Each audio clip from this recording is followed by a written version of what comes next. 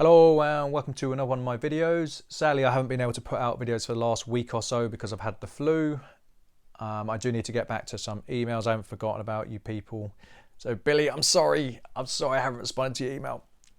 I just haven't really had the energy to do everything, so I've kind of tried to stick with the key things. There's a lot to go through today.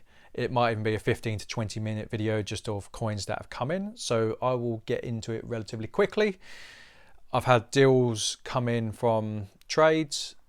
I've had the gentleman from Scotland and I've had some purchases as well elsewhere. So let's get into it.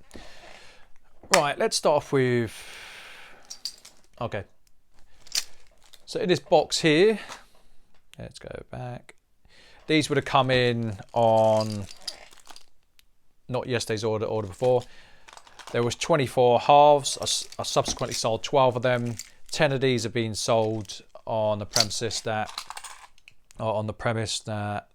a gentleman will pay later on, which I didn't have a problem with. I've dealt with him for a while, so not a problem.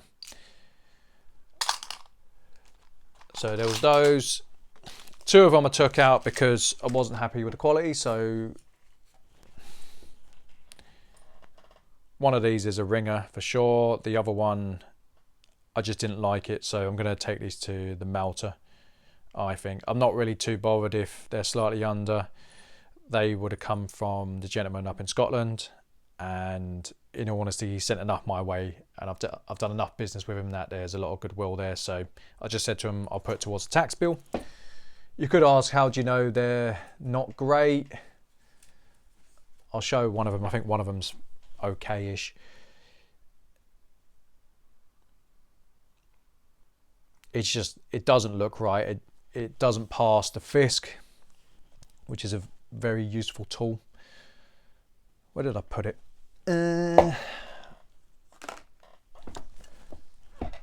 Okay, it's not on the side, so I can't show you, but it didn't fit. It was too big. The leg's off, the shimmer's off, it doesn't weigh right. I think this is probably, it's hard to say. I think it's between 19 and 22 carat, so I've had these in the past come in slightly under the 22. We shall see, but that's going towards the tax bill. It's fine, it happens. These come in the last order, so I've agreed to do a deal with a gentleman on these. So he wanted to trade some bars. He then wanted to up the order, and I think he got cold feet on upping the order because I always take in stock first. I check it out and then I send it, and I think he just got cold feet, and that's fair enough. Ultimately, a lot of money trades hands, sorry. And if you're not comfortable with a deal, you're welcome to back out. It's not set in stone. Like for me, I'd much rather people were comfortable and wanted to deal with me on the basis that they can trust me, and that trust has been earned over the best part of 10 years, than they feel like they've been bullied into a deal. You know, that's not what I'm about. And if you do go down the route of having a trade with someone and you do feel slightly intimidated or it doesn't feel right and there's alarm bells, back away. It doesn't matter. You know, do it. You need to do it with a certain etiquette, but you know, don't mess people around. But if it doesn't feel right and you change your mind, that's okay. So we've agreed to trade these for 40 grams. These are really nice. There's a 1918 soy Indian. Nice little coins. Definitely worth above spot. Definitely. Now, for those of you who've been following my channel for a very long time, you would have seen these coins before, many years ago. We're talking maybe 5-6 years ago. They come as a 5 coin World War I set. The gentleman wanted to keep the scarce one. That's okay. I didn't want to pay him any more for the scarce one. And I just said to him, like, if he still wants to sell it, we'll talk about it down the line. So there was those 5. So these have been agreed to trade out in principle. If the guy does back out on those 5, I will be slightly disappointed. However, it's okay. They're good coins. We shall see. You'll know soon anyway, because he said he would send on Saturday. If he doesn't, he doesn't. That's okay. So he'd agreed to trade some more bars for these, and that's when he was like, it's just a bit too much, but I don't mind doing it further down the line once we've built up a better relationship. Okay, fair enough, not a problem with that. So there was 6 of them. I sold one of them just before I was about to film, so that's already been packed and ready to go. There was 7 in total. One of them went to my grader at Fleur de Coin because he wanted to dabble with one. If anyone wants to get things graded, he's a top guy to grade with. The link is in the description. So yeah, there were some young heads. If anyone wants to purchase these, they'll be $2.95 each plus post. Unfortunately, I'm not in a position to keep these. For anyone who's like, oh, the condition is awful, in all honesty, considering these were used more as a currency coin than the Fools, I don't think these are the worst coins, so to speak, considering the age. They're not things you would grade, but they're nice coins nonetheless. This one would actually be a bit cheap. I'd probably knock a 5 off this one because it's more than likely been in a ring. Looking at it, yeah, I think that's been in a ring myself. So yeah, there was 7 of these, but there's only 5 to show you. Well, where do I start on the rest of it? Loads and loads and loads. Let's do this order. So there was a gentleman I've dealt with for many years. This will make you laugh. So I've sold a couple of these yesterday, by the way. Originally, I'm pretty sure originally these were mine.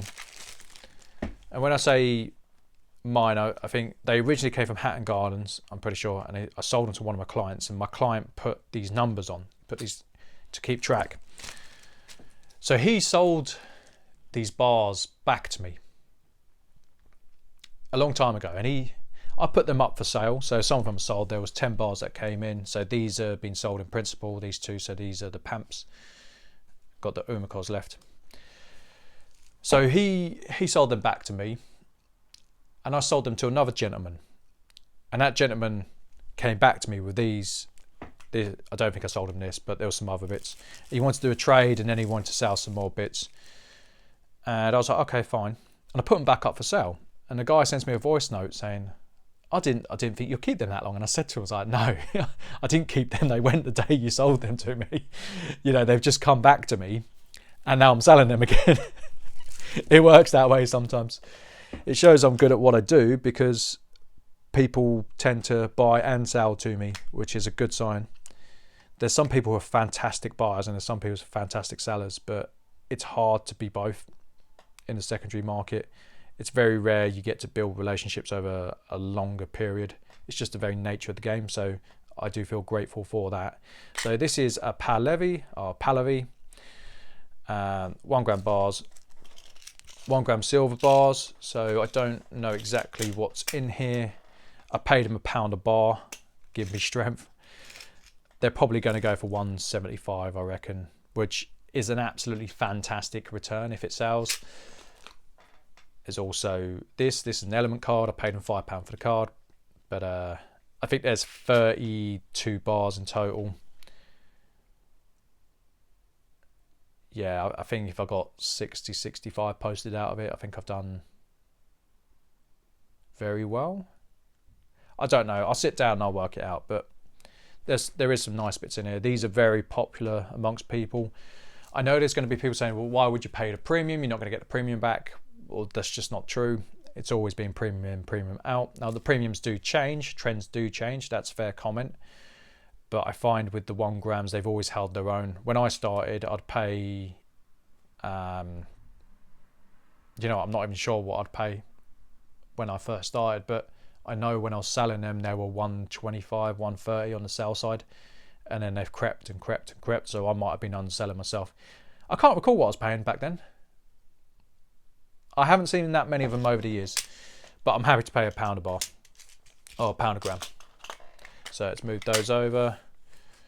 Now he wanted to trade some halves with me, so I traded him 3 half sovereigns for 30.25 ounces. There's 13 Brits, which I've listed as a package. I just want to get rid of them in one. I don't want to break them down. Nothing special about them. They're all bullion. Some of them have got the king on. Some of them have got the late Elizabeth II. King, Elizabeth II. So there's 13 of them, and there was 17.25 ounces. Now this I thought might have been fraudulent. I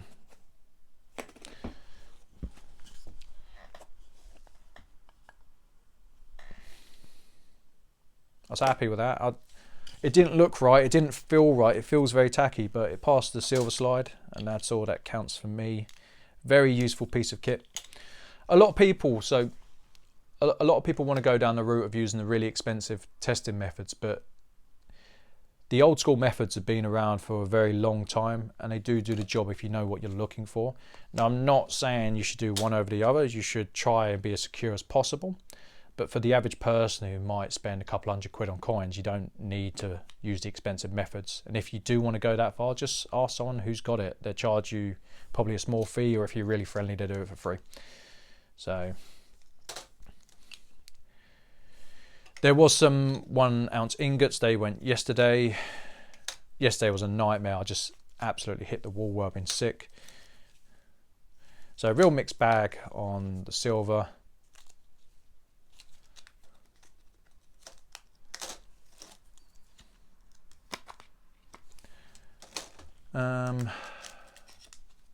You know what?